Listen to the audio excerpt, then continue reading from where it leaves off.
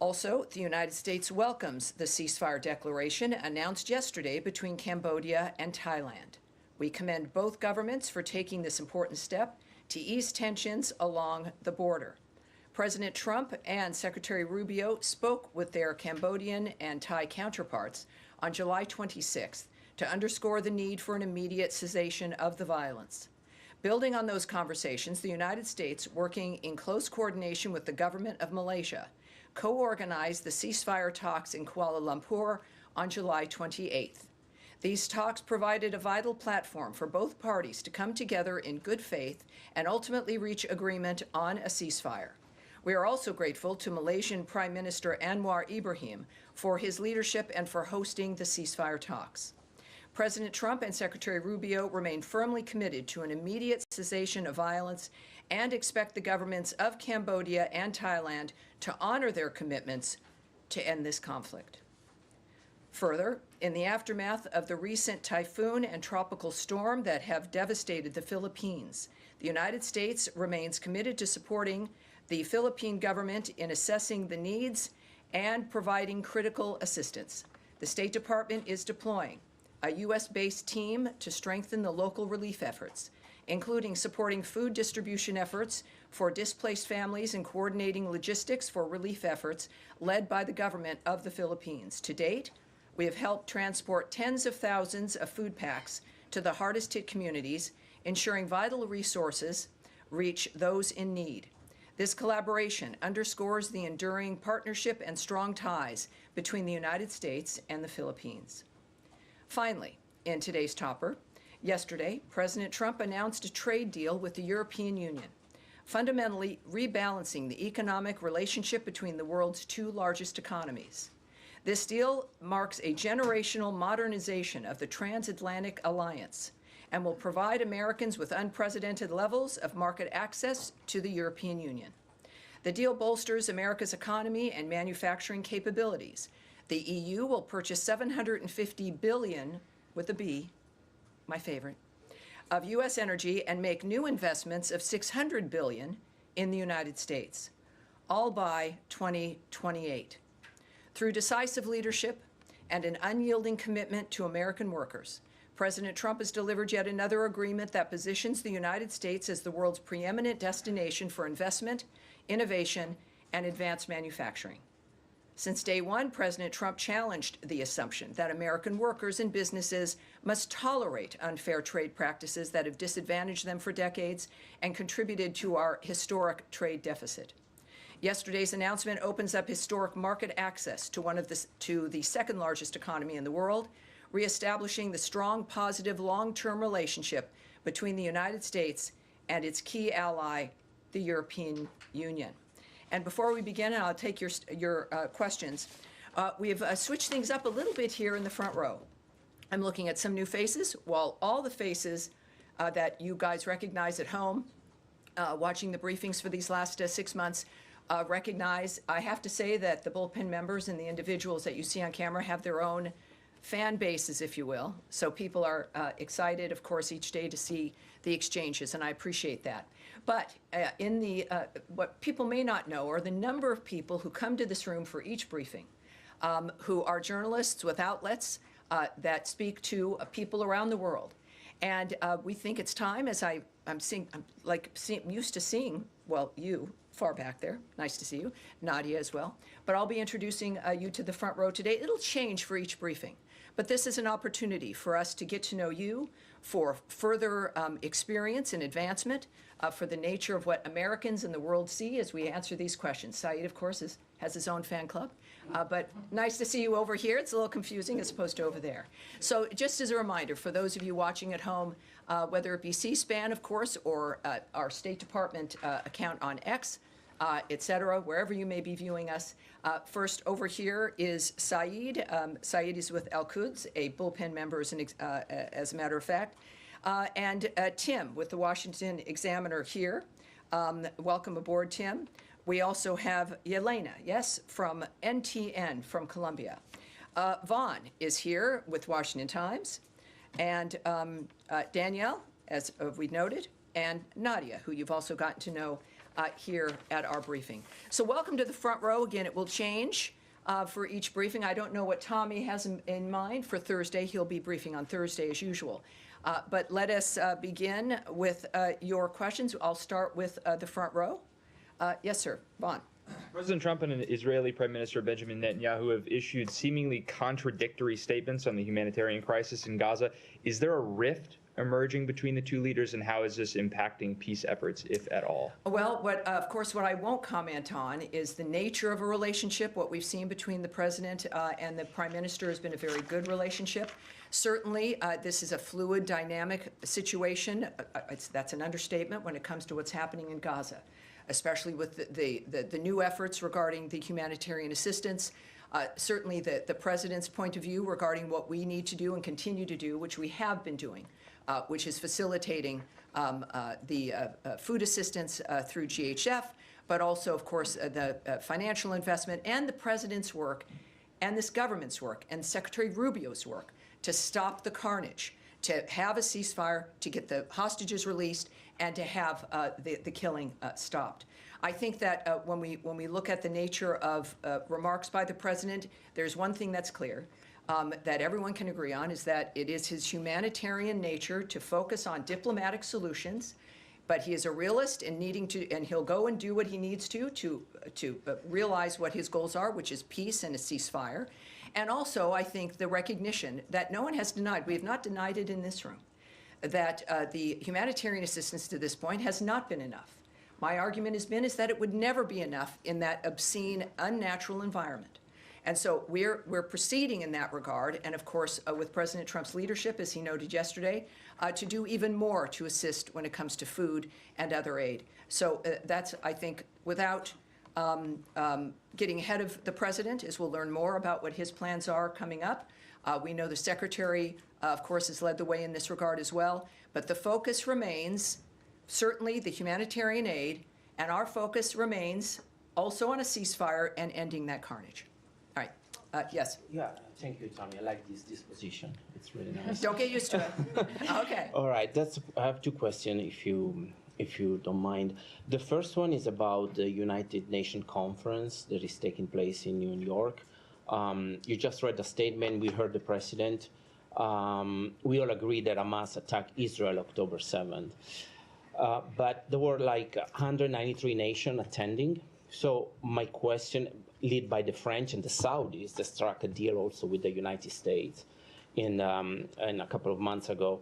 So we understand there's going to be, hopefully, the president is only 6 months in his mandate with the secretary, and they're fighting for a peace deal. But how the question is how the State Department envision the future for the Palestinian and the Palestinian state. Yes. Is it going to be a Palestinian state, or they're pushing for one state first of all, solution? the president has noted, as has Secretary Rubio, that at least they are envisioning a future, which is not something that most people can say. All of their work has led to getting to a point where we can discuss and envision that future and then act on that. Regardless of the conflict that has been worked on, whether it's Russia, Ukraine, the Gaza Strip, or anywhere else, you can't really begin to contemplate what's next until people stop killing each other. We are still at that point. We have not, because of Hamas's recalcitrance and refusal to lay down its arms, refusal to release the hostages, we're not at a point where we're looking at, what is next. We know things will have to be rebuilt. The president has made remarks in that regard, but from the beginning, calling for new ideas and a new way forward, so that it's not just a repeat of what we've experienced for generations now. And if I can do a follow-up about the Gaza Humanitarian Foundation. Yesterday, the president also talked with the UK Prime Minister, and the UK will help in the Humanitarian Foundation, in the aid. So what are we going to see next? Is the president at the State Department see that this organization somehow maybe is not working out for different reasons? Well, what I said from the start is that this is not about what has not worked. Clearly, we're now, I think, close to 100 million meals have been distributed by GHF. But as we've discussed, there has to be more. There's always had to be more. The calls from the president, from the secretary, and even GHF has been, have more, join us. There needs to be more ideas, more movement. We know, of course, there have been some airlifted airdrops of food. There's been corridors that, there's a window for corridors for delivery of more aid. And that's, of course, that's good, that's important.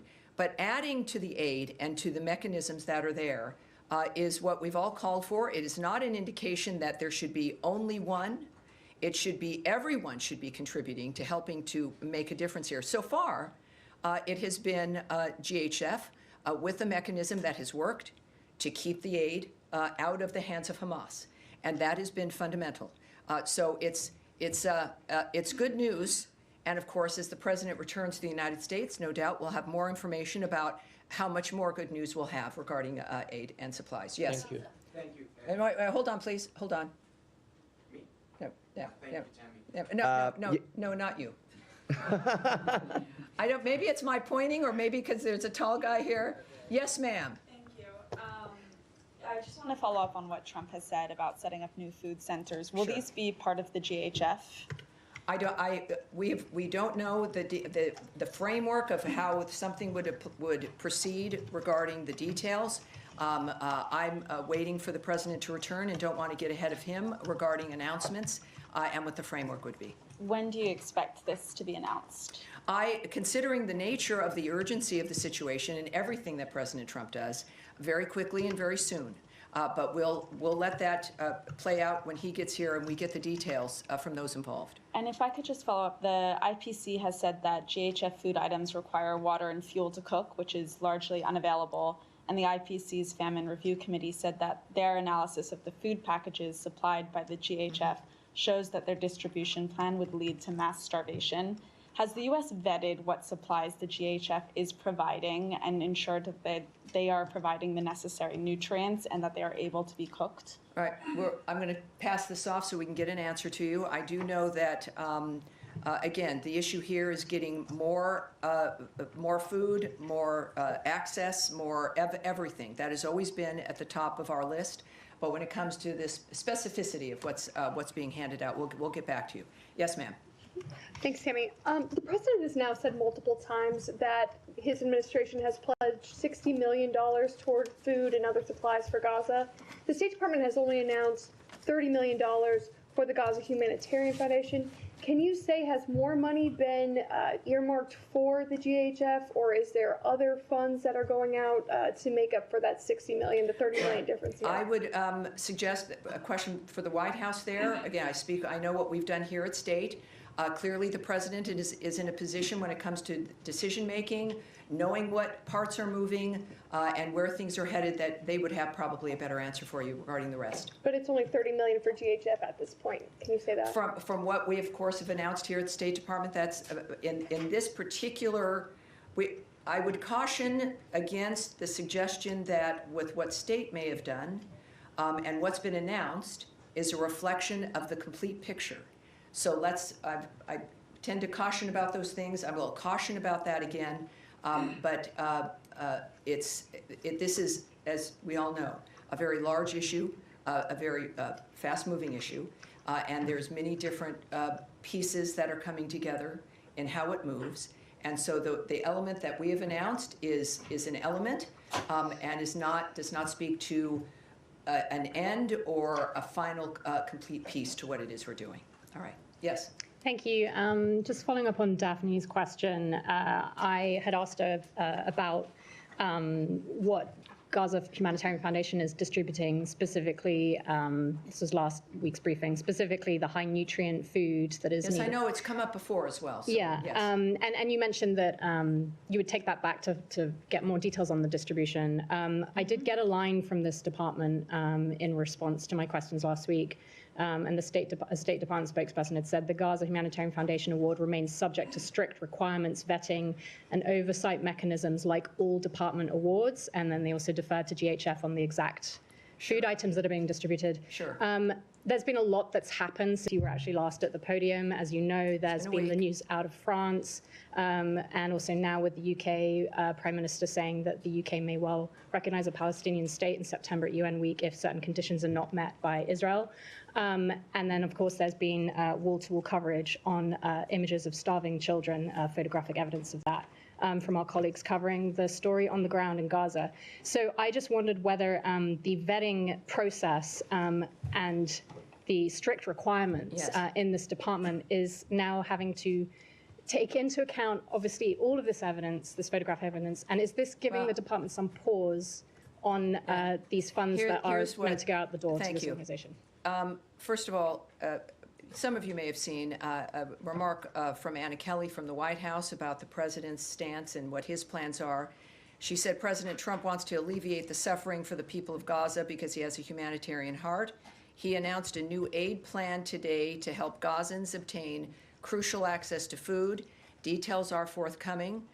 What I will note about what's happening on the ground, of course, is what our focus is on, which is getting more aid in, which is getting a ceasefire, which has not been accomplished because Hamas refuses to do so. From the beginning, they have been the problem about why this continues to be an issue. We know that, of course, more food aid will be going in, considerably more. And for those, as we care about the nature of nutrition and the value of that, we'll have those details for you. And GHF can be reached. Many of you have reached out to them to ask them for those details. We at the State Department, the Secretary and the President of the United States are focusing on saving lives, dealing with individuals who can stop what they're doing to create peace.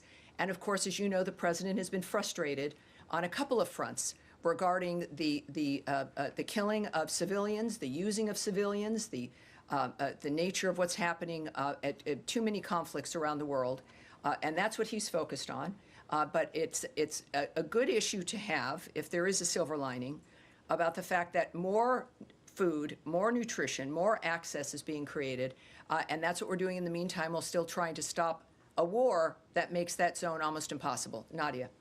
Thank you, Tammy. I have two questions. An Israeli settler called Yanon Levy, he shot and killed a Palestinian peace activist. He's a father of three. His name is Aoud al-Haddalin in the West Bank. This settler was identified by the previous administration as an extremist, and he was under sanction, both by the EU and the US. The Trump administration has lifted the sanction on him. You often say you have the same values with the Israelis. How can you make sure that this guy is accountable when he killed a civilian, especially a peace activist? Well, of course, I think it needs to be said. It shouldn't have to be said, but we decry the loss of life everywhere. That has been the hallmark of the work that this administration is doing. It is at the top of mind for Secretary Rubio and all of us who work here at the State Department for a reason, because we care about what happens with other people. Here, certainly we care about, it is American First framework, but that value is about peace around the world as well, which also helps us. I would say also that we, as you know, we don't comment on investigations that belong to another government. Israel has investigations that it's implementing regarding situations of this sort. I don't know the end result of what that's going to be, nor will I comment or speculate on what should happen. What we do know, and I don't think we should have to, we have a status here, a posture, where all of this matters to us, to the point where the president's last and only, this second term, but his last effort is to make these things better and to save people's lives. So it is, it's certainly Gaza, a war zone. We're doing our best to make a difference there, and we will wait for the result of an investigation before we have any comment. Sure, this guy in the West Bank is not in Gaza. Well, but with the West Bank and Gaza, obviously, the nature of conflicts and what we've been working on, but I appreciate that, yes, of course. It's the same, I think, it's the same argument. We see this in the West Bank. We know when there's violence in general. We saw something unfold in New York City as well with a shooting in New York City yesterday. These things touch all of us. With the hero there being a Bangladeshi immigrant, a cop for 3 years, dies defending New Yorkers. It is the American story, and it's something that we all work to help try to make a difference on. All right. My second question is, two Israeli human rights organizations found that they concluded that Israeli practice in Gaza has aspects of genocide. The Trump administration has put sanctions on UN officials who concluded the same. So are you going to sanction this human rights organization, or are you going to change your position? Well, I appreciate that, Nadia, but of course, you know, I'm not going to speculate or say what actions will be. I'm not going to comment on outrageous allegations, effectively, which have also been disputed. But I will, again, you know, I won't preview things or guess or speculate about actions in any regard. All right. Yes. Can I just ask you about the trucks that are getting into Gaza? Over the weekend, there was an uptick, I think, over 100 trucks that got in on Sunday. But at times during this crisis, there have been upwards of 300 trucks delivering humanitarian aid into Gaza. What is the number of trucks that this administration wants to see Israel allow into Gaza on a daily basis? Well, I won't discuss, of course, details with you or the content of conversations or even a specific like that. What I do know is that there's this overarching work that we've done to make sure as much can get in as possible. At the same time, we do know that the UN had noted that they were not moving material in because of the violence. We know it's a war zone. I mean, that has been the overriding issue, and how to make it safe to get food through to those who need it versus into the hands of those who are causing the destruction and using it and weaponizing it. So we don't, I'm not going to speak to you about specifics or if that conversation has been had. We know, of course, it's in everyone's interest to help stop the kind of environment in general that's happening in the Gaza Strip. It's again, monstrous and abnormal, and all of us have an interest in stopping it. And DHS contracts expire at the end of August. Is this administration pushing for those contracts to be renewed? I won't speak on the details of contracts or agreements, or if that's accurate or if it's not. Yes. Thank you so much. Two very quick questions. Secretary Rubio, for the past several months, has been wearing two hats, both leader of the... Four hats. Well, many hats. But specifically, Department of State and NSC. He has shrunken down the NSC and called it right-sizing. Mm-hmm. And my question is, are these two roles being sort of merged together into the same official, or are they being fulfilled in two separate capacities? Well, I can't speak to the decision-making about the nature of what he's doing as the NSA. I'm here with the State Department. Of course, he is the Secretary of State. What I can tell you is when I've been on various trips where the NSA, the National Security Advisor, and the Secretary have been there together, it's the same kind of work. It's working together seamlessly. Of course, there'll a great deal of time of overlap regarding the nature of what's happening in the world. So it seems and it appears to be working out smoothly and effectively. And my second question, today, Kim Yo-jong in North Korea, the sister of Supreme Leader Kim Jong-un, published an official statement regarding the U.S.'s desire to denuclearize the peninsula. While rebuking the United States, the memo did include a line stating that Kim Jong-un's relationship with President Trump is, quote, not bad. And I'm just wondering if the Department of State is familiar with the nature of bilateral relations between the U.S. and North Korea at this time, and why they might have said that. Well, I would suspect that you should contact the White House when it comes to the relationship between the president and another country. Of course, we do know, as we see now, as we saw in the first term, President Trump's willingness to talk with everyone in order to achieve the peace and prosperity and some semblance of normal life for people around the world. Regarding the note you mentioned, or if it was a social media tweet, I don't have a remark on that, of course, but the White House can tell you more about the president's approach with North Korea. Yes, ma'am. Thank you, Tam. Me? Yes, you. Okay. I have two questions too. The first one is, after President Uribe's conviction, will the U.S. consider any sort of action similar to what we saw after the decision against former President Bolsonaro in Brazil? The first one. And the second one, after you answer? Yeah, so regarding the verdict, the verdict with former President Uribe, yes? Yes, well, the Secretary of State put out a tweet on this as well, noting that former Colombian President Uribe's only crime has been to tirelessly fight and defend his homeland. The weaponization of Colombia's judicial branch by radical judges has now set a worrisome precedent. And the second one is, with the U.S. allow Chevron to operate in a country led by an administration charged with promoting terror and drug trafficking? Well, I can tell you this, and I love your very direct questions. I know that there's two separate details that I don't have in front of me that I want us to take and get back to you in that regard.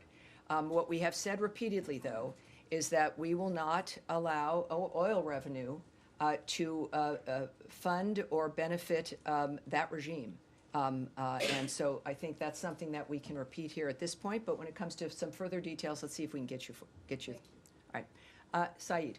Thank you, Tammy, and I must admit I feel a little bit vulnerable and closer to the floor here. Wow. I was always shielded by the front row. Well, see how you're thinking now, but trust us, you're fine without the Italian rule about never having your back into an open space.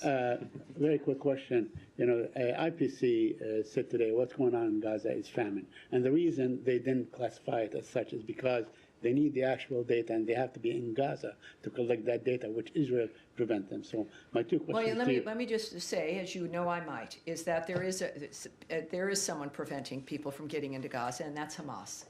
Hamas is preventing everyone from being able to get in there, whether it is reporters, whether it's food deliveries, or those who might need to assess the nature of what's happening on the ground. People are afraid of a terrorist group, the masterminds of October 7th, which slaughtered babies up to the elderly, when they're living, dismembering them, putting a baby into a microwave, murdering women as they're raping them. That set of people are running the Gaza Strip. So it's understandable why people are concerned and can't get in. It is not the Israelis who have been defending themselves in this framework and who are ready to sign a ceasefire deal and have been ready for weeks to do so. Well, in fact, the Israelis are preventing everybody. They control the area, but that's another issue. My question to you: does this add the kind of urgency that would allow more trucks? To follow up on Kylie's point, more trucks, and to the level that it was before, it was something like 400, 500 trucks, especially during the ceasefire. And second, would the U.S. call on Israel to allow these groups to go in and give them, the facilities they need to report actually and factually? We've had progress here from the beginning of this conversation, and with the catastrophe of October 7th and what has unfolded since then. We've discussed all the time about what we need, and we've had progress. We've had, again, close now, I think, to 100 million meals distributed by GHF. We have had more trucks now moving into the area. Israel making accommodation to be able to try to allow that to happen without people being in danger. So we've seen this progress being made. When it comes to the number of trucks, I would caution that it's not an issue of numbers, but clearly the posture of the President, of the Secretary of State, is that all of this has to stop and everything has to get to whomever it needs it. That may end up being a certain number of trucks. It may be a certain other kind of effort, new ideas. So it's not. I would just ask that we focus on what we've been focusing on here, which is having this violence end so that we can do a wholesale reformation of that area, a stopping of the violence, and a wholesale view of that a future really can exist. Yes, ultimately, it's going to be the best scenario. Everyone can go into Gaza and help. The president clearly will have ideas. The partners in that area, whether it be Egypt or Qatar and others, Jordan, with their airdrops, everyone has an interest in the resolution of this. And inevitably, of course, it'll result in everyone getting what they need. All right. Yes, Abby. What is the U.S. position on the UK saying we will recognize the Palestinian state before the UN in September? I know my colleague brought it up, but considering they're using it as leverage to try to stop some of the starvation that President Trump himself said he's concerned about taking place in Gaza. Well, I think President Rubio's statement and my statement that I issued regarding the conference, the two-state solution, the fact of the matter is his remarks also when President Macron of France also did something similar in this regard, that this is a slap in the face to the victims of October 7th, that it rewards Hamas, and it harms the ability to stop this framework from, it allows it to continue. It gives one group hope, and that's Hamas. It is a rewarding of that kind of behavior, that if you wait long enough, if you don't cooperate, if in any other normal environment where someone was so utterly defeated, they would surrender. In this case, that just does not occur. And part of it is because of perhaps the hope that they receive on how long the suffering lasts, how much that pushes the world to acquiesce to their arguments. And that is, there's one group that benefits from the images and the reality of the horribleness, and that's Hamas. And so there's a reason why they don't cooperate and stop. And this adds one more thing onto it that adds into their apparent posture that this is a winning thing to do. Clearly, we are of the opposite mind, and that I think we can say in general about that issue. President Trump said he didn't mind the UK Prime Minister taking a position on statehood. Is that, can you explain what the difference is well, there? Obviously, I'm not going to speculate on the president's reasoning, but I do know that none of us are in the business of telling people not to speak their mind. At the same time, I'm a big believer, as I know the Secretary is and the President is, and we showed this, I think, last November, is that persuading people, explaining your position, why it matters, how it impacts what we all want to achieve, is something that we must do, and that it's the way to persuade people, to change people's minds. So it doesn't surprise me that that is what he said. But of course, we also know, as I described, the nature of our situation here, about what that does in our efforts to stop the carnage. Yes? Thanks so much, Tammy. Appreciate it. GHF, according to the UN, there's been about more than 1,000 Palestinians killed at or near the aid sites since May 27th. Does the U.S. have an assessment on that number? It is not. That's not something I will speak on or go into the details about regarding our assessments of that situation. Certainly a wartime situation, but in the details and the numbers, no, I won't speak to that. Okay, and you mentioned the details of this new aid plan will be forthcoming. Are there people? Will they be forthcoming to the State Department, or are they coming from the State Department? Are there people in this building working on something right now? Well, it's the White House who noted that. So the White House noted that the details will be forthcoming. We, of course, all work for the president. He is the guiding hand here, and he gets ideas, and he knows more than all the rest of us know. So we are excited about his commitment, the fact that he and Mrs. Trump are humanitarians and are working first to make America first so that Americans' lives can be predictable and strong, and we have a future we can look forward to, but also that obviously is translating around the world as well. Yes, sir. Thank you, Tammy. We'll move to Ukraine, if I may. We have new deadline, and Ukrainians are certainly hopeful that the president's new deadline and his tough words about Putin, Russia, will follow with certain concrete actions. And in fact, yesterday you told the media that now we are going to see some actions. Now, the caveat that we have 10 days to go. Can you give a sense of you might not even have 10 days. I would just suggest, even when he set that 50-day timeline for Russia, I think one of the things I've said is, that's, who knows when that could happen. He's had timelines before in which he acted very quickly. With the president, he also noted that he shortened that timeline because he pretty much knew what the situation was. My question is, can you give us any sense of any preparation that's going on in this business, so the Russians take it seriously?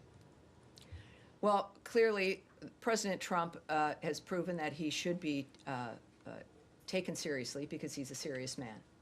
And we've seen the results of that around the world. Again, most recently in the Indo-Pacific, and of course, with his envoys and the nature of the commitments we've made.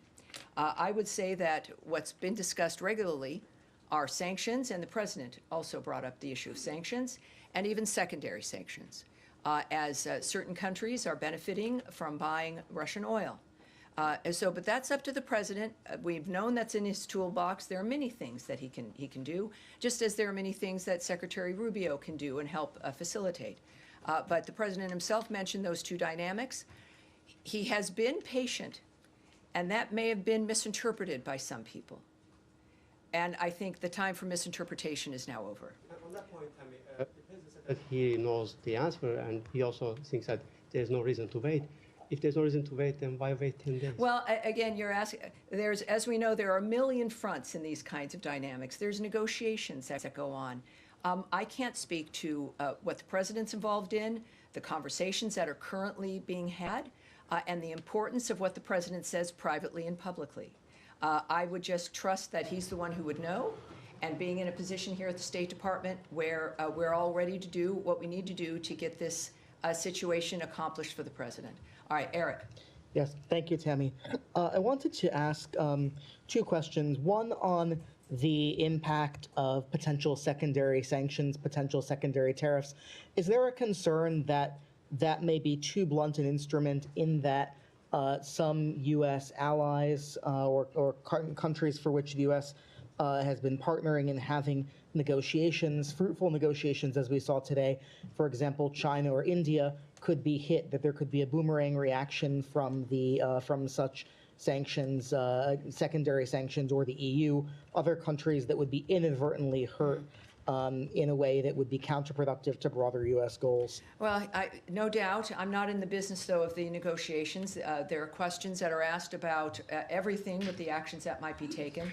And I would presume, as we should, that all of the impact would be considered. Obviously, the president's first effort and first desire to solve problems is through diplomacy. For people who might be confused, I have a few comments that I can share with you from the president at first here. I'm disappointed in President Putin. I'm very disappointed in him. I'm going to reduce that 50 days that I gave him to a lesser number because I think I already know the answer. What's going to happen? He also said, yes, I'm going to make a new deadline of about 10 to 12 days from today. I think that was yesterday. There's no reason in waiting. I want to be generous, but we just don't see any progress being made. He said 10 to 12 days. I'll announce it probably tonight or tomorrow. But there's no reason to wait. If you know what the answer is going to be, why wait? And it would be sanctions and maybe tariffs, secondary tariffs. And he says, we are going to do secondary sanctions unless we make a deal. Based on common sense, you would think he'd want to make a deal. We'll find out. The president is not someone who is making a decision on the fly. This has clearly been consideration from the beginning, and we're prepared to do what's necessary. Thank you, Tammy. Following up on my colleague's question about Colombia, we know that we have a president and a secretary of state who take a great interest in what happens in the Western Hemisphere and pay a lot of attention. We've seen the president's attack and criticism of the Brazilian judiciary, but I'm wondering what makes a judicial process a radical process or radicalized by judges or otherwise inappropriate. I mean, is it determined by who ultimately is convicted or charged, or what's the context or the judgment, the qualitative judgment as to what makes a politicized judicial process for this administration? Well, the secretary, like the president's, a very talkative young man, and he's very clear about what interests him and why it matters. On virtually every issue, he does long-form interviews. He's got his Twitter that he participates personally in, statements, op-eds, all of which he's personally involved in and expresses the nature of how he's making his decisions and why. So I will let his work speak for itself, including, again, current comments and no doubt more comments and explanations, if you will, or opinion pieces to help explain why these things matter, why corruption matters, how it might look whatever country you live in, and why it's important to stand up against it. All right. Yes, sir. Yes, hi. Thanks. A lot of my colleagues have asked a lot of the questions I had, so I'm going to totally change subjects Well, if I all may. right.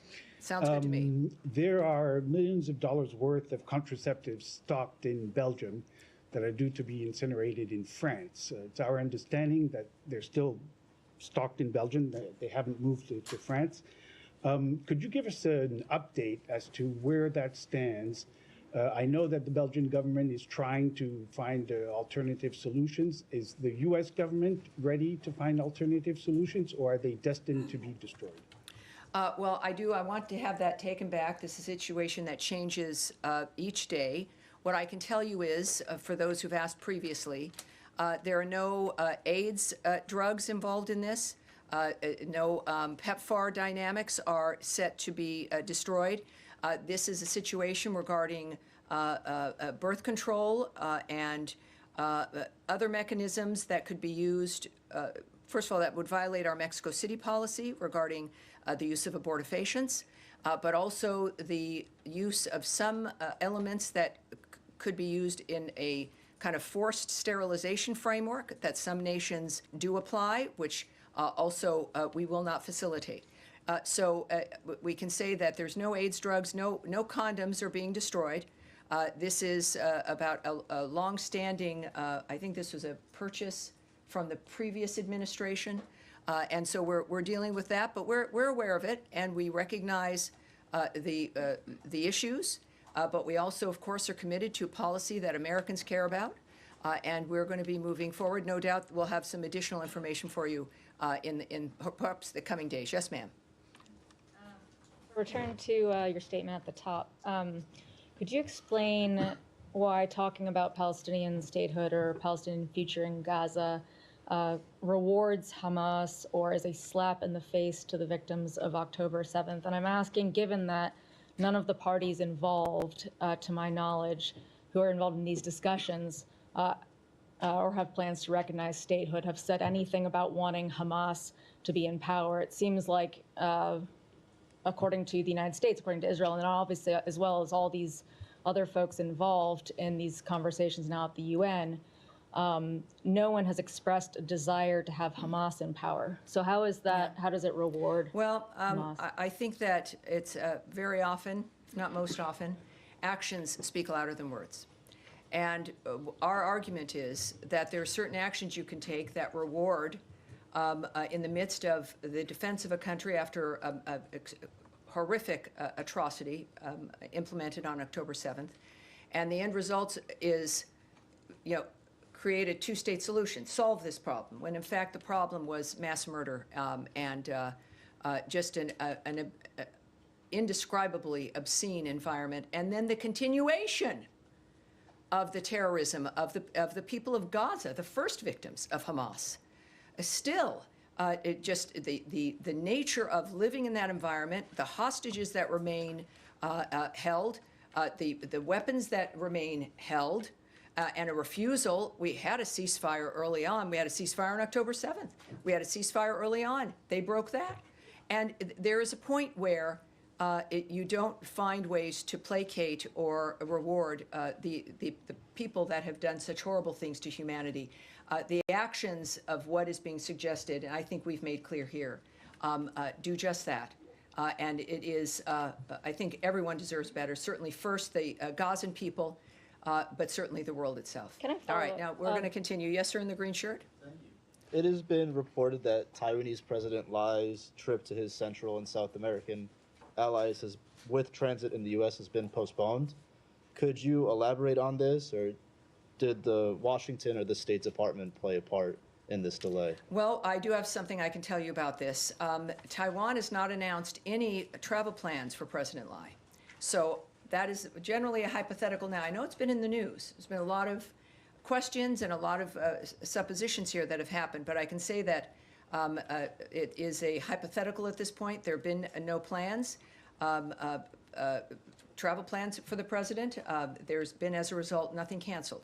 I can tell you, though, a reiteration that transits by high-level Taiwan officials, including presidents, are fully consistent with our longstanding policy and practice.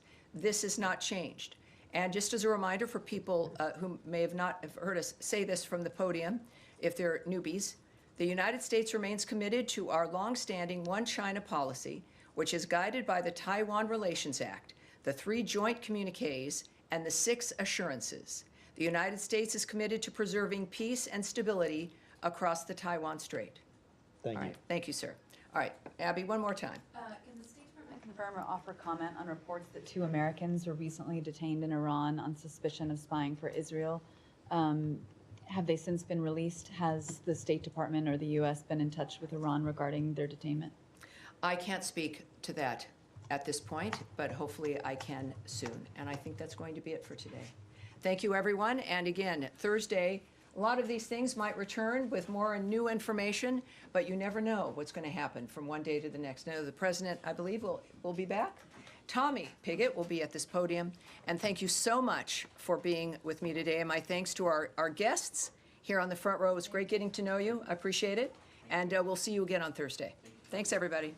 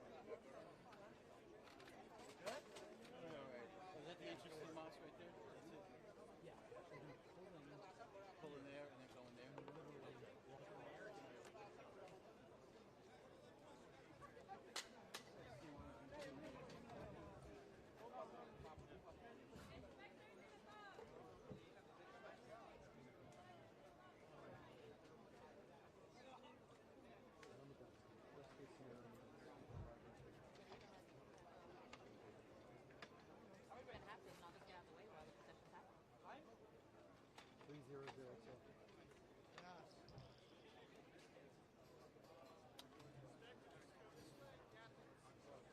it? 3002.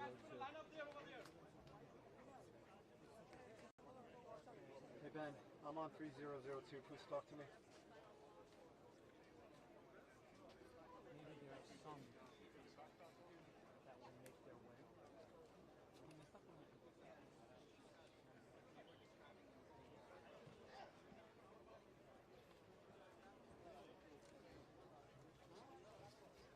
The actual church.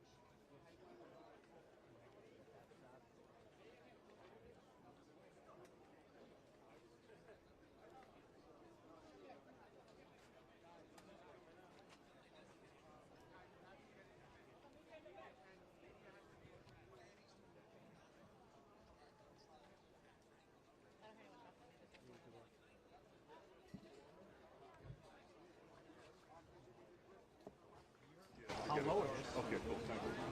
I don't need this now. I know he's got the hot lights. For my live shot. Hi, guys. For my live shot.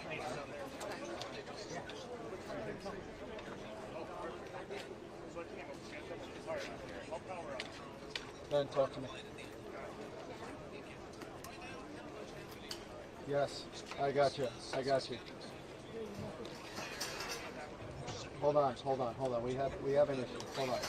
Listen to me. That's a good on the back. All right, so there's still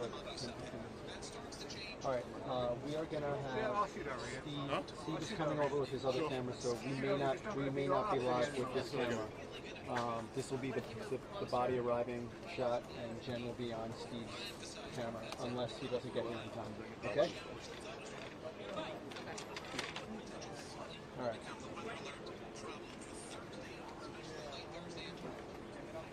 Correct.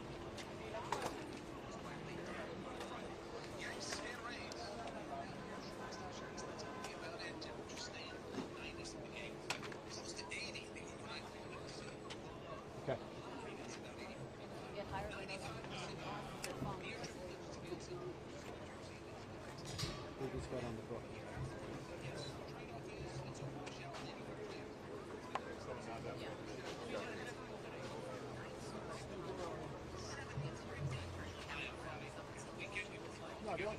Not giving me anxiety right now. You're live here, though, right? This is what camera you're on.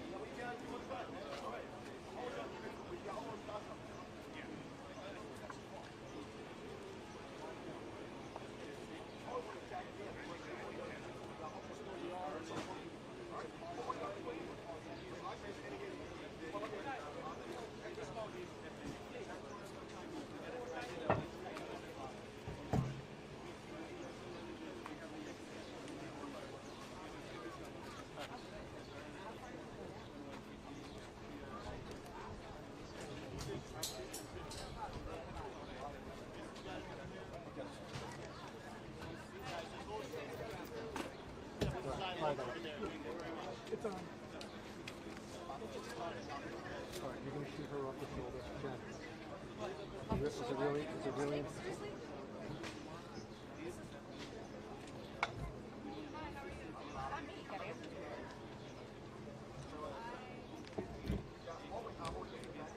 That important that you can drop?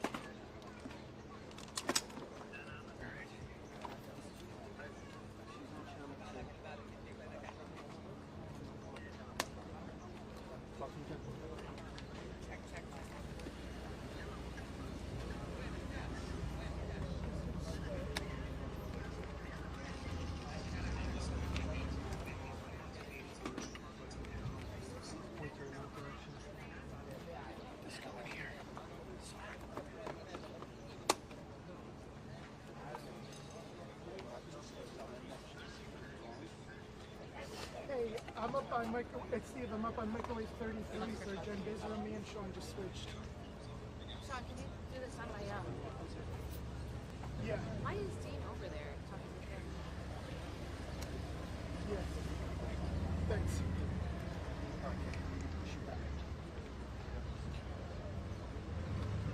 He said 3002. Yeah.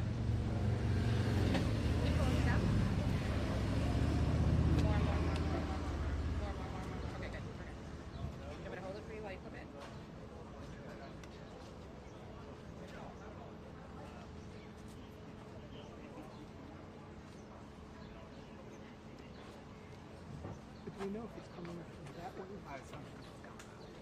You're shooting?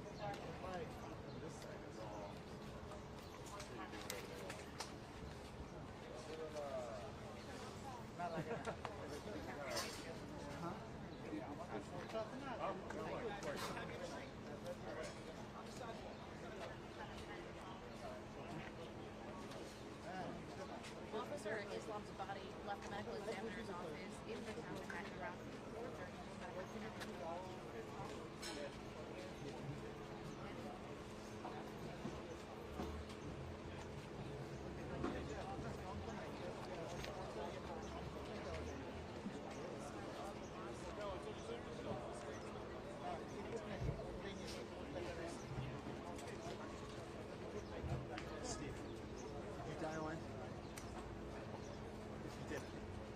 Dial microwave again.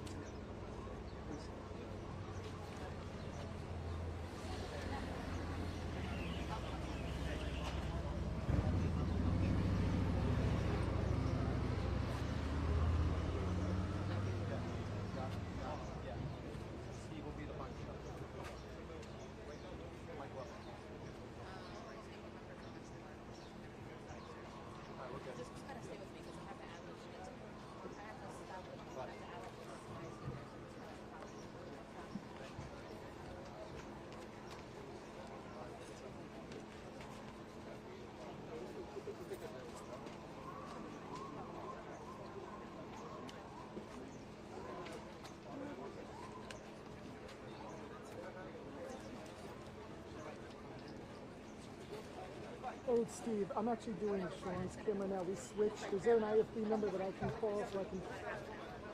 28. Thanks.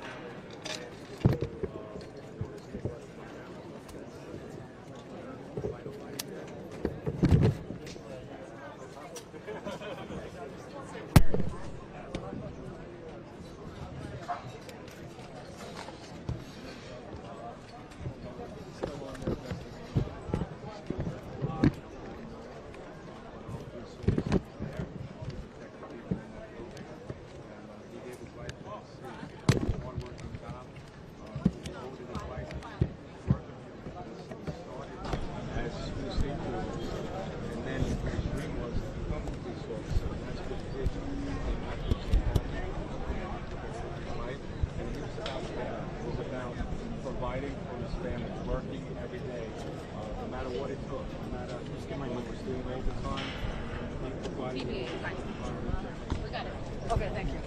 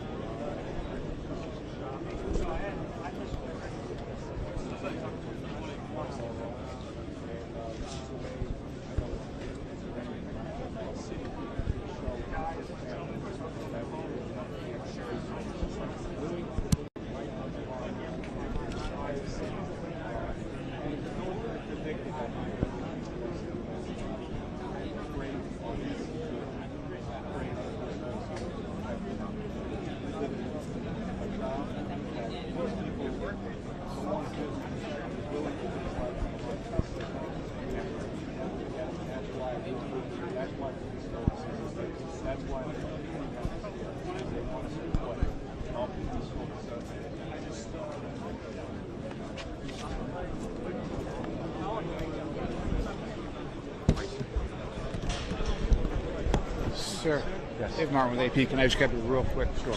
Hi there. As you were saying, tell me. Yes. Okay. Patrick Hendry, I'm the president of the Police Benevolent Association. Tell me, as you were just saying, tell me why it's so important that you have hundreds of cops out here, members of the community, to show us. You know, our police officers, you know, from the moment they put that uniform and shield on, they're devoted to protecting the people of this city. And he went out last night to protect the people of this city, and he didn't get the opportunity to go home to his family, his wife who was waiting for him, his children who we'll never see again. So all police officers are rallying around his family right now, and this is a way that we show the entire world that we're here for this police officer, what we're here for this family, and we're going to continue to be here for this family all the way through the funeral and all the way through until forever for this family. So that's what we do, and that's what we're going to continue to do. And does it change at all because it was not on you? He was in full uniform. He was performing as a police officer. He was on duty. He was doing his job as a police officer, and he gave his life for this city. Any concerns about the weapon that was used in this? You know, everything's still under investigation right now, but the bottom line is, you know, we're waiting for that to come out, what exactly happened here. But this police officer was out there to protect the people of this city. New York City police officers will continue to be out there to protect this city because we know evil can strike at any point, and that's what we're going to do. We're going to continue to be there for the people of this city. And once more, your name and title, if you would, sir. Patrick Hendry, President of the Police Benevolent Association. Thank you, sir. Thank you.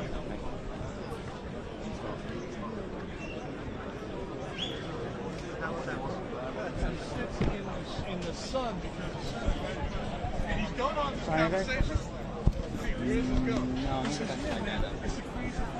No, right. He's over there. I see his hat.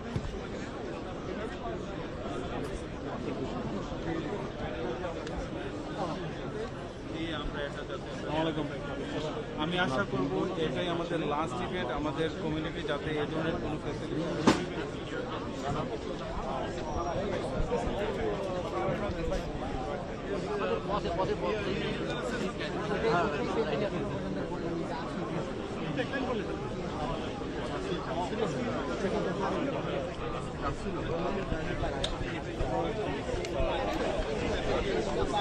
That's right there. He's talking to the Times girl. Oh, a guy in uniform. Let's break the rules, man. Oh, Islam.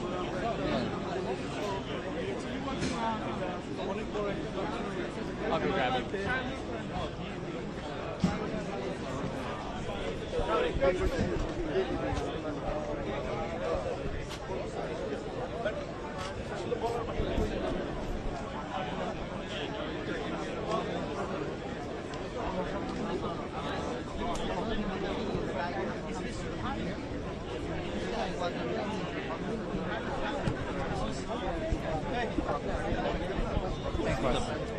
So, hello, sir. Can I just talk to you about officers like you right now?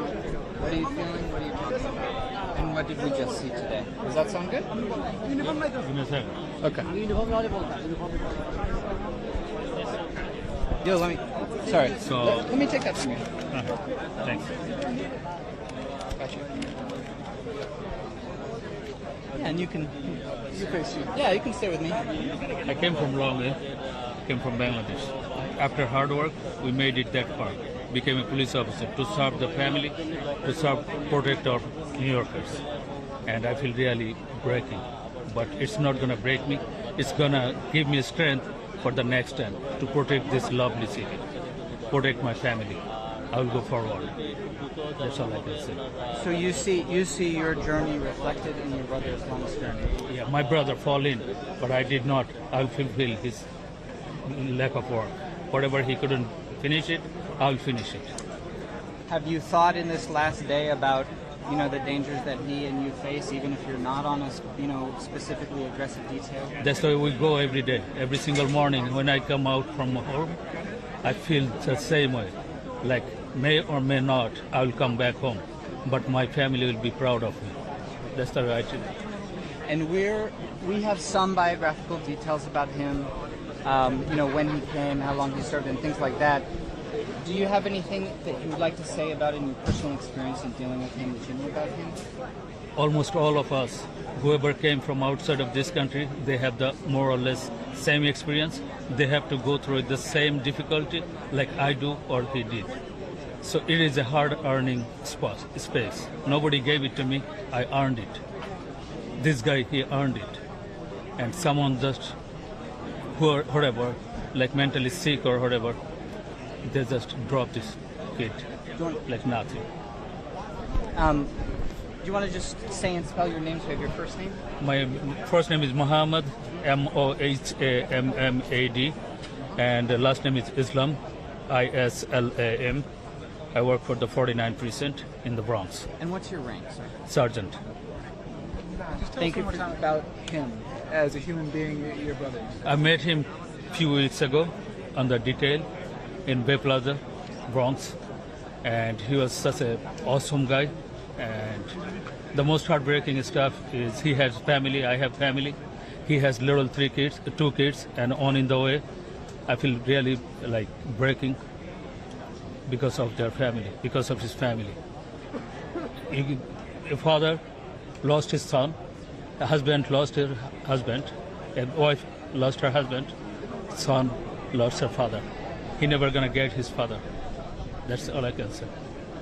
It could happen to anyone. It happens to him. It could happen to anyone. I feel that it happens to me. I'm in the same position like he does. The place he was working, I was working with there. They're in the same location again and again. Thanks. Sergeant Islam, 49%. What's your first name, sir? Muhammad.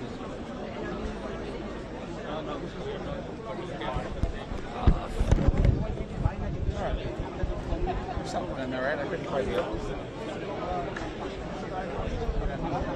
This is like...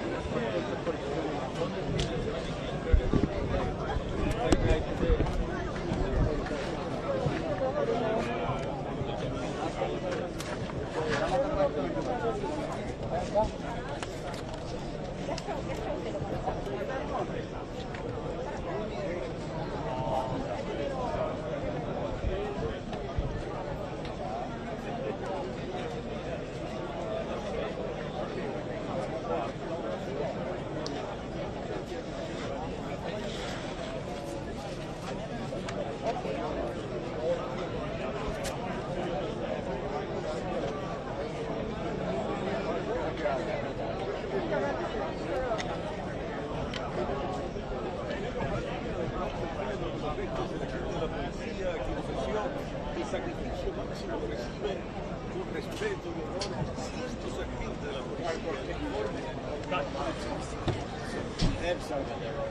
in the head, and then he pushed it. We were live, but it wasn't.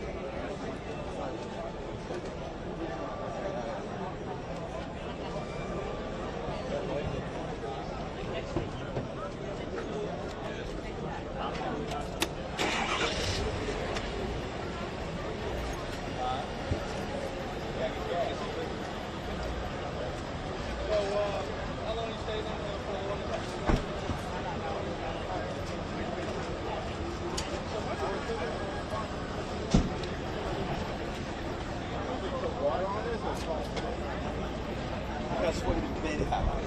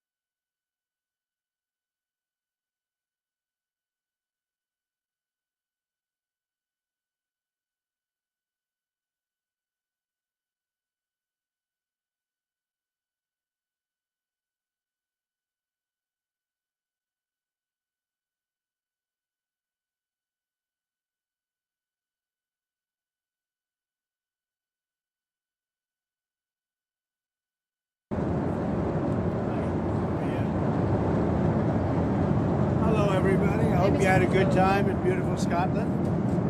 Did a lot of work with the European Union, and yesterday I spent pretty much a whole day with the Prime Minister of UK, and we had a lot of good discussions. Although I see something came up today which is interesting.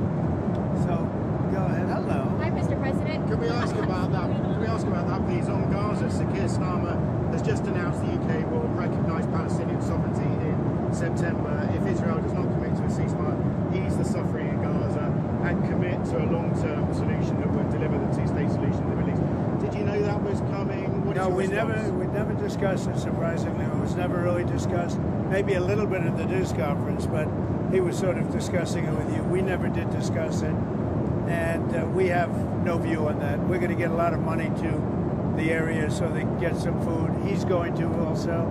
I think the European Union is going to put up money too for food, and hopefully it's going to be properly distributed, and it will be. I think it will be. We have some pretty good response on people for the distribution of the food. Mr. President. We want to take it one thing at a time.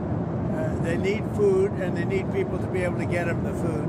But to follow up on that, I mean, is there any use at all in pressuring Israel now to come to some sort of longer-term solution? Well, you could make the case that you're rewarding people, that you're rewarding Hamas if you do that, and I don't think they should be rewarded. So I'm not in that camp, to be honest. We'll let you know where we are in, but I am not in that camp. Mr. President, because if you do that, you really are rewarding Hamas, and I'm not about to do that. Mr. President, you mentioned setting up food centers. When can we expect to see Very those soon. food centers? Yeah, very soon. So we sent $60 million. It's a lot of money for food, a lot of money that can take care of people for a long time. And we want to make sure it's being spent properly. And part of the spending is the distribution. If you know, a lot of money's been sent by other countries, but nothing compared to us. But a lot of things have been stolen. They send money, they send food, and Hamas steals it. So it's a tricky little game. But we're going to make sure we have some very good people. They're going to be watching it. Who is going to be running those food centers for you, and what kind of oversight? Well, we're can going to we be expect? dealing with Israel, and we think they can do a good job of it. And they want to do it. Of monitoring the food centers? No, they want to do it. The food centers, yeah. They want to preside over the food centers to make sure the distribution is proper. Vice President, we all had a great time seeing that beautiful course, but there's some critics who say this was a promotional trip for you. That it was what? That it promoted you and your business personally. What do you say to that? I haven't heard that, no. I haven't heard that. Did you get to see my drive in the first hole? You hit it straight and pretty high. I did. Pretty long. Pretty long. That's no Joe Biden, let me tell you. That's not Biden, right? That was a good drive. When did you last speak to Prime Minister Netanyahu, and when will you speak to him? 2 days ago. How many? 2 days ago. When do you think I said, we sent money, and I want to make sure the money is spent wisely and is spent judiciously, and that food is distributed in a proper manner. And he wants to do that. Mr. President, you've talked about moving Palestinians out of Gaza. You said that in the past. Do you still support that idea? Well, it's a concept that some people fell in love with and some people don't. We really have to see how it all works out before we do that. But, you could do something spectacular, but that's a different concept. You could also probably do it if you left some. Some are leaving automatically, you know that. Some would like to leave. I think many would like to leave if they were given an alternative. They really have no alternative now. But certainly that was a concept that was really embraced by a lot of people, but also some people didn't like it. Prime Minister Starmer, he was kind of critical of Israel and said more pressure needed to be put on Israel to allow food to get in at speed. Do you feel that Israel is a good... I think Israel wants to do it, actually. I think Israel wants to do that. They're going to want to, and I can tell you that they want to do it. They don't want Hamas stealing the money or stealing the food, and that's what they've been doing. But do you think Israel can be trusted to allow more food in faster? Look, I think Israel wants to do it, and they'll be good at doing it. If they do it, and if they really want to do it, and I think they do, they'll do a good job. The food will be properly. There's a perception maybe that Keir Starmer didn't do so well in the press conference yesterday. Do I thought he did well in the press conference, and I thought, I think they made a good deal. I think we all made a good deal. Why, are you hearing otherwise, I guess? Yeah. You are. And I think the feeling is that he was maybe a little weak and didn't really have very strong answers and maybe wasn't entirely honest about free speech and immigration. I don't know. I like him. I think he's good. I think he's a great representative for UK. I haven't heard that. In your meeting with John Swinney today, did you offer to drop tariffs on Scotch whiskey? No, we really didn't discuss it much, but I have a lot of respect for him. Mr. President, And I didn't have a lot of respect for the woman that preceded him. I thought she was terrible as the First Minister of Scotland. But I think John is doing a very good job as First Minister. Mr. President, your Treasury Secretary and Howard Lutnick, Secretary of Commerce, the China talks wrapped today. Any sort of reaction coming out of the meeting? They're extending the truce. Are you pleased? Phone call from Scott Bessent, and had a very good meeting with China. And it seems that, they're going to brief me tomorrow. We'll either approve it or not. But he felt very good about the meeting. Better than he felt yesterday. Yesterday I said, "Ooh, here we go again. Here we go again." But today it worked out very well. And I think the result is probably. I saw a report from Reuters that India is preparing to face higher U.S. tariffs between 20 and 25%. Is that what you're tracking, or what do you think the rate will be for India? That they are going to pay 25%. Yeah, that India is preparing to face higher U.S. tariffs between 20 and 25%. Yeah, I think so. India's they're my friends, and he's my friend. And, they ended the war with Pakistan at my request, and that was great. And Pakistan did also. We did a lot of great settlements, including the recent one, as you know, with Cambodia, So that was a great one. I think that's been pretty well finalized now, right? I don't know. I'm asking you. Did I do a good job in that one? I did a good job in about 5 different wars. Do you think I'll get credit for it? No. Will I get credit for it? She'll say yes. No. Is the deal with India finalized? No, it's not. Okay. So what rate are you expecting? Well, we're going to see. We're going to see. But India's been a good friend, but India has charged basically more tariffs than almost any other country. You know that, right? Over the years. But now I'm in charge, and you just can't do that. I think the trade deals are working out very well, hopefully for everybody, but for the United States, they're very, very good. Mr. President, in the Wall Street Journal case, lawyers are seeking to depose Rupert Murdoch, pardon me. Can you say what the lawyers hope to get out of that? Oh, I don't know. We're going to see. It's in the lawyers' hands. I've been treated very unfairly by the Wall Street Journal and everything. I don't know. They even hired people from the Washington Post, third-rate reporters, gossip-type reporters. It's all gossip. And, I've been treated badly by the Wall Street Journal. I would have assumed that Rupert Murdoch controls it, but, maybe does, maybe doesn't. They are talking to us about doing something, but we'll see what happens. Maybe they would like us to drop that. And so we'll see. Does that mean there's settlement talks? Yeah, they want to settle it. With money involved? No, he's treated us wrong. When I get treated unfairly, I do things about it. So we'll see what happens. On Gaza, last week you were rather dismissive of President Macron when he recognised the Palestinian state. Today No, you're saying not you don't really... dismissive. That's his opinion. He can have an opinion. It doesn't mean I have to agree. Emmanuel's a good man. He works hard. Got a lot to say about everything. But now you're saying you're not taking a view on Sir Keir Starmer's announcement. Does that mean you're No, I guess Starmer is doing the same as Macron, right? He's basically, is he saying the same thing? I think so. Essentially, they're saying the same thing, and that's okay. But it doesn't mean I have to agree. Mr. President, you said yesterday your falling out with Jeffrey Epstein was over him taking some of the workers from your business. But your administration in the past said that you threw him out because he was a creep. So can you explain that discrepancy? Well, maybe they're the same thing. It's sort of a little bit of the same thing. But no, he took people that worked for me, and I told him don't do it anymore, and he did it. And I said, stay the hell out of here. What did they do? Go ahead. So is that what was meant by being? Who are you with? Me. Yeah. I'm the travel pool, but I'm with NBC News. With NBC fake news. Okay, NBC's one of the worst. What else do you have? I was at Air Force One, the new Air Force One. When do you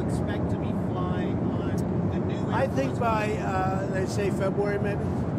Much sooner than the others. The others are being built. Long time build. That's a long time build. Now, they're not normal 747s. They, have a lot of things on them that another plane wouldn't have. But we'll get this one a year and a half, 2 years earlier. How much will it cost to retrofit it? I don't know. That's up to the military. I don't know. I really don't know. I haven't been involved. It's their plane. It's, the Air Force. They'll be spending an amount of money. It is a different plane because it becomes for military use. So, but I don't know what the number. There have been questions about whether the amount that it'll cost in the hundreds of millions of dollars, whether that's worth it, since considering how little time you will be able to use it. It's a great plane. It's one of the best planes in the world. The Air Force is going to have it. We're going to have a great 747. We need it. If you look at this plane, it's, 32, 34, 35? I don't know. It's old. It's a good plane, but it's old. Can't get parts for it anymore. It's very hard to get parts. They have to go and take from the older planes. So it was time. When you look at 747s and, the heads of state from especially the Arab countries, you look at from Saudi Arabia, from some of those countries, and you put it next to this, it doesn't show well for the United States. And if you remember, it was Obama that wanted to get the plane. He was the one ready to sign a contract. And because he wanted to sign it, I assumed they paid too much. And I was able to get about $1.7 billion off the price, maybe $1.5 billion to $1.7 billion off the price for the exact same plane. And they're building it, but they're taking a lot longer than they should have taken. There's a report that a Secret Service agent tried to get his wife on a support. I just heard that. That's a weird deal. He was going to leave the wife in the car. Wouldn't you think that might be a little dangerous? I don't know if that has proper compression. I don't know. That's a strange one. I just heard that 2 minutes ago. I think Sean's taking care of it. Mr. President, you talked on Russia. Is that a serious story? I think it's not. They're going to keep her in the car, and she's going to be in a freighter. Well, you tell me the details. Those freighters that don't have, He was going to keep her in the car. Tell us how it was going to work. I don't want to get involved, but it's a strange story.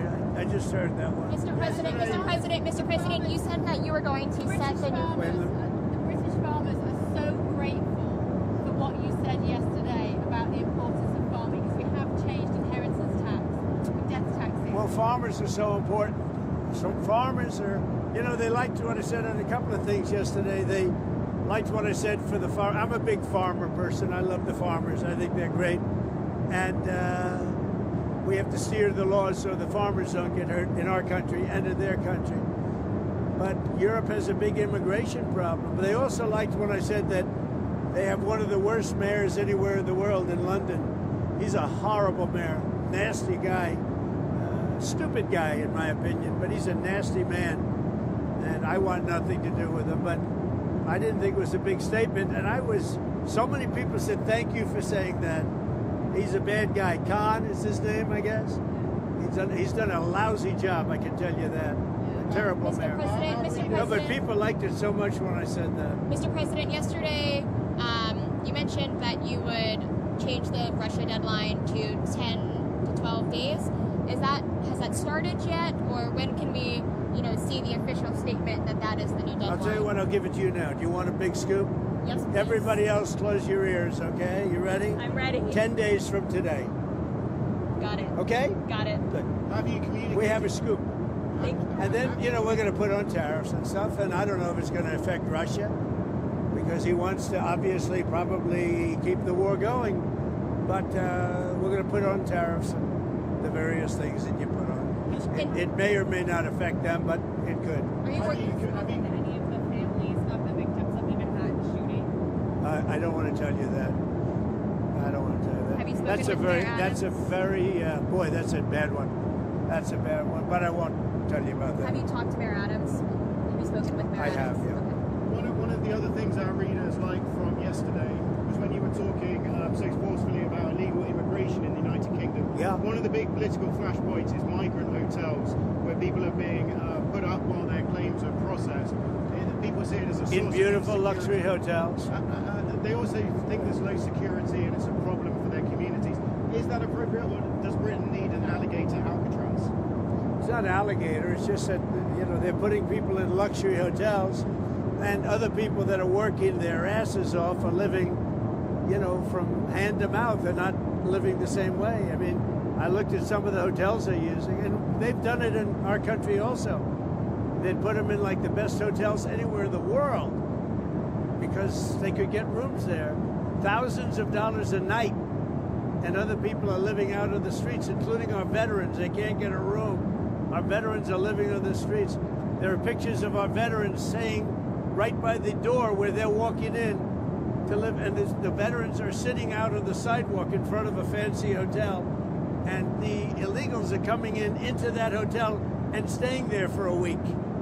It's no good. Just to button up on Mar-a-Lago, you're saying that Jeffrey Epstein poached 2 of your staffers. Who were they? Yeah, I don't want to say 2, or I don't want to say any number. You're talking about many years ago. But yeah, he took people, and because he took people, I say, don't do it anymore. You know, they work for me. And he took, beyond that, he took some others. And once he did that, that was the end of him. I didn't like, when they steal people, I don't like it. Should anybody ever go to prison for a social media post? Are you saying that that's taking place in the UK? Yeah. Is it really? Yeah. I mean, I'm hearing that. Well, I looked at him yesterday. Well, they said they canceled Truth Social. I'll bet it's uncanceled very quickly. I'll bet it's uncanceled. Yeah. No, it's a little different. It's different. I see it in some countries that you would never suspect it. Not only there. I've seen it in other countries where, you know, they're like bread and pudding countries, I think, and then all of a sudden they become somewhat violent. You know, when people go socialistic, or when you get the radical left or the left going in, the countries actually become very mean. They become 2 things, mean and incompetently run simultaneously. How is Caroline doing? Is she doing a good job? Look at her. She's such a star. Come on, Caroline. Chloe wanted to watch, sir. Oh, Chloe, do you want to come over? Chloe is she's a great golfer, a great talented golfer. She's probably the most talented golfer other than Kai, but I think it's about the same, right? Don't you think? Yeah. She hits the ball long. This little girl has a lot of muscle, right? Yeah. So, and she wins every tournament she plays in of her age. Yes, very fun. You love golf, right? Yes. But she's a great athlete. How did the golf course play today? And be honest, did anyone in your foursome hit that massive bunker on the night? That is a massive bunker. Fortunately, nobody did. Well, I played 2 of the guys who were pros and really good players. One of them won the tournament last year, and you can see they were very good players. Who at the moment holds the course record? Well, we played a first round. That's it. We only played 1 round. This was our first round, so I'd have to go into that exactly. But they're 2 really good players. One of them, you know, is the one who, you know the story. Beam. You know who that is? So he took Tiger. I guess the 18 holes. Tiger, you know, went wild with his putting, meaning he started dropping putts from all over the place, and Tiger took him. But that's the quality, you know, they're really good players. We had, those 2 guys were, and terrific guys, 2 terrific guys. We had a good time, but I was watching, the only shot that mattered to me was the driver of the first hole, because if I would have missed it, you would not have let me forget it. Did you take a bit of a practice on the driving range beforehand? I hit some, yeah, I did. I hit some balls on the driving range. It's a great course. It's a great course. It's been fantastic. You know, I built one, and then I had to build this one, otherwise you would have lost your zoning. You have for like a certain period of time to build it. So they built it, it opened. My son did a very good job on building it. You said you thought it would be the last dune course day. Were you talking about environmental regulations? Yeah, we obey the regulations, the environmental regulations. You really want to. And it's top of the line. It's really, the pros were saying this is as good as any course they've ever played. It's as good as it gets. The course was surrounded by windmills. Did you talk to Stormer about? I did. Yeah, I think windmills are a disgrace. I think they hurt everything they touch. They're ugly. They're very inefficient. It's the most expensive form of energy there is. People hate it when they become visible from their house. When you see them from a house, the value goes down by 50% and more. They make noise. When they're out in the ocean, they're bad for the sea life, very bad for the whales, obviously, because they wash up on shore like 9 times more than they did without them. No, they are really bad, and they cost a lot of money. You know, there's not a wind farm that's put up without subsidy. So instead of making money, what they should do is open up the whole North Coast oil. They have tremendous oil right there, right where we play. And they've made it impossible for people to drill. It's crazy. It's, I mean, that's one of the best oil areas in the world. They've made it impossible for people to take it out. Instead, they put up these ugly windmills all over the country and all over the world. I don't know what it is. Nobody likes them. They have the greatest lobby, but it's starting, I think I'm starting to get to it now. They're bad energy. They look bad. They kill the birds. They're really terrible things. And it's the most expensive energy of any energy there is. And in fact, not every, I guess, I don't know, maybe some, but almost every windmill put up needs subsidy from the government. So instead of making money, they lose money. And that's why UK energy costs are very high. Because when we were flying over to the plane, they were all over the place. It's terrible. It's a terrible thing. I'll say it till I can't speak anymore. And I think we are having an impact, and they're starting to take a lot of windmills down. I mean, they're literally starting to take them down. They don't work, they're bad, and they're too costly. And every year you see them up there, the government is paying a lot of money. Whereas if you have oil, if you have other forms of energy, you make money on it. In other words, you bring down taxes. Well, your friend Bryson DeChambeau said LIV tour players weren't playing enough links golf. Is that something we might see at the... Well, links golf is just different golf. It's quite a bit different. I love Bryson. Bryson's great. He's a great player, very powerful guy, long hitter, great putter, great everything. And it's interesting because he plays well in links courses. Is that in the future for the greatest 36? Oh, yeah. I mean, look, we have a tournament this weekend there, and we have another tournament next weekend, big tournaments. And we're looking to get the Irish Open at Doonbeg. You know, I have a course at Doonbeg in Ireland. And we have a lot of great tournaments. I build the best courses. That's not only said by me, that's said by everybody. Back to Russia, sir. Since you made the announcement of the 10 to 12 days, have you gotten any feedback or any officials gotten any feedback that it had a response that Russia is going to do something? No, I haven't had any response. It's a shame. So I used to say to you, 5,000 people die a week. Now it's 7,000 people are dying a week. Mostly Ukrainian and Russian soldiers, but people also from having bombs dropped on their head. It's a disgusting war. How worried are you on the oil markets if you were to put sanctions on Russia? I don't worry about it. We have so much oil in our country, we'll just step it up even further. I mean, oil is down pretty low right now. We'll step it up even further. Sorry to interrupt. I heard you mention compression. How were you feeling out there when you were playing? Like, how did you feel? Because I think it's the first time you played since you saw the dog, right? I felt good. I thought it was great. I thought the course was great. It looks even more beautiful than I thought. You know, we did the first one like 11 years, 12 years ago, and it's gotten tremendous reviews. It's one of the best courses in the world, and I had the other piece of land to do this one, also on the ocean and the North Sea. And we really have, and by the way, the North Sea is the exact term for the oil. They have the greatest, among the greatest reserves. It's tremendous, and they're not using it. Instead, they're putting up these stupid windmills. It's so crazy. UK could reduce their energy costs by 70% if they would use the North Sea oil. It just doesn't make sense. It's just not a liberal thing to do, but it's becoming more of a liberal thing to do. I love being out there. It was great. Good feeling. Mr. President, UK and the US both have increasingly unhealthy populations. Is that what they say? We do, don't we? Well, I can see it. I'm interested in the work that No, I makes can see America it. healthy again. I can see it. I should think about it for myself.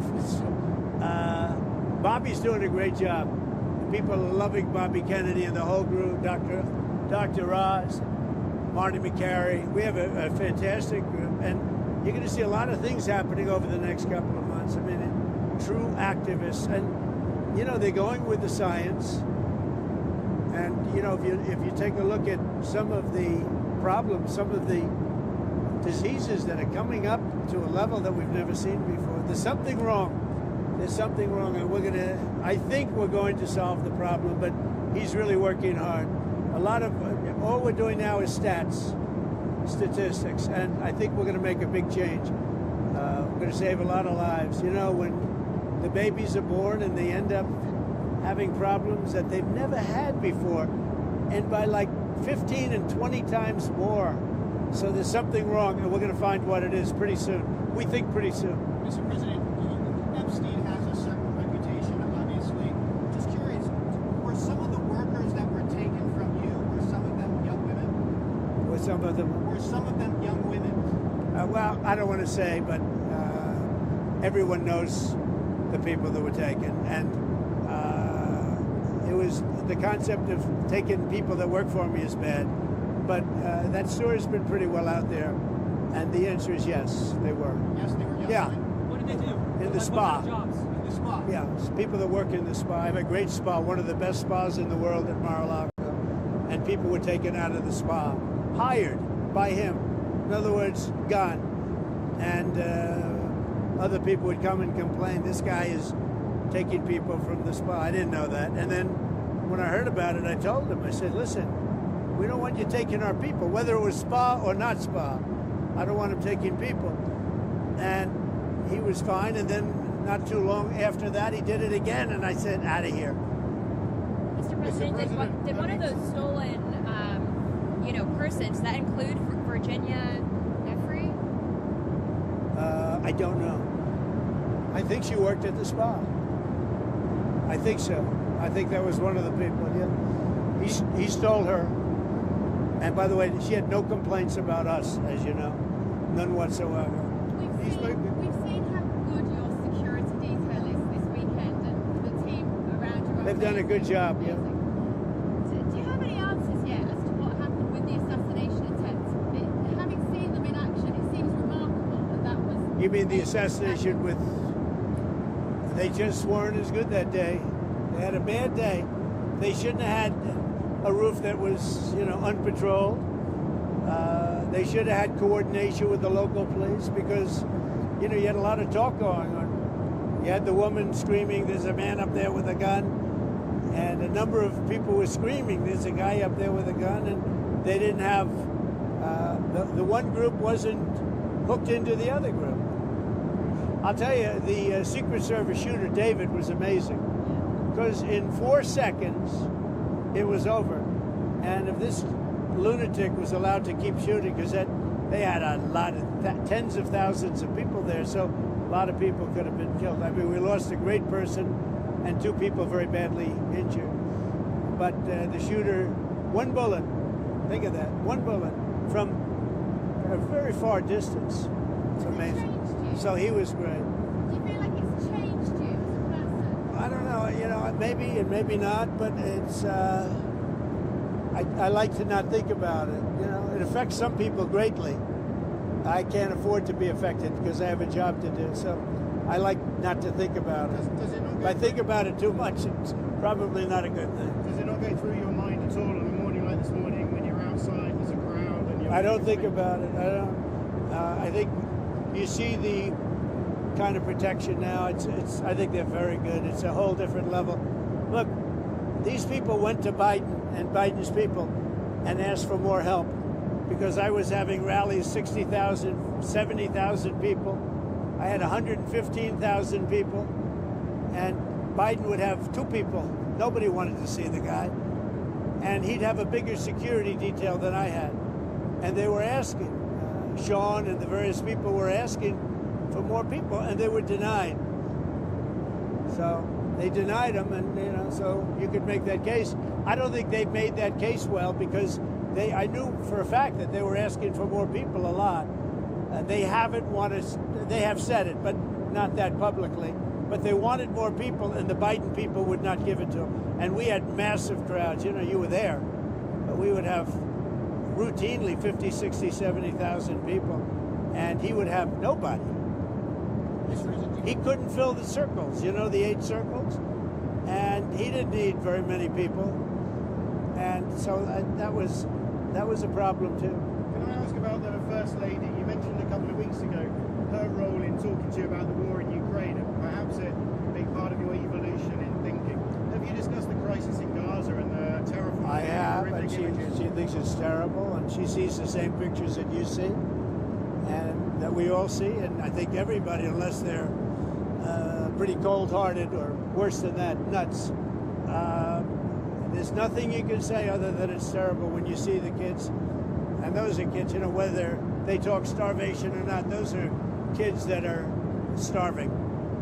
That's I mean, they are starving, and you see the mothers, they love them so much, and there's just nothing they seem to be able to do. They got to get them food, and we're going to get them food. Do you plan to attend the G20 summit this year? I don't think so, no. I think maybe I'll send somebody else, because I've had a lot of problems with South Africa, and they have some very bad policies. Very, very bad policies, like policies where people are being killed. A lot of people are being killed. So I think I probably won't. Any update? I'd like to, but I don't think I will. Any update on when you'll meet with President Xi? When can we expect that? Oh, he wants to meet, and I look forward to the meeting too, but I would say before the end of the year. I mean, just to go full circle. So we had a very good meeting today. If you would have asked me the question yesterday, no, it wasn't looking too good, I would have said, maybe I might have said nothing, but I might have also said it wasn't going too good. I just heard from Scott that the meeting went very well today with China. Thank you all very much. Enjoy the flight. Thank you. Thank you. Thanks.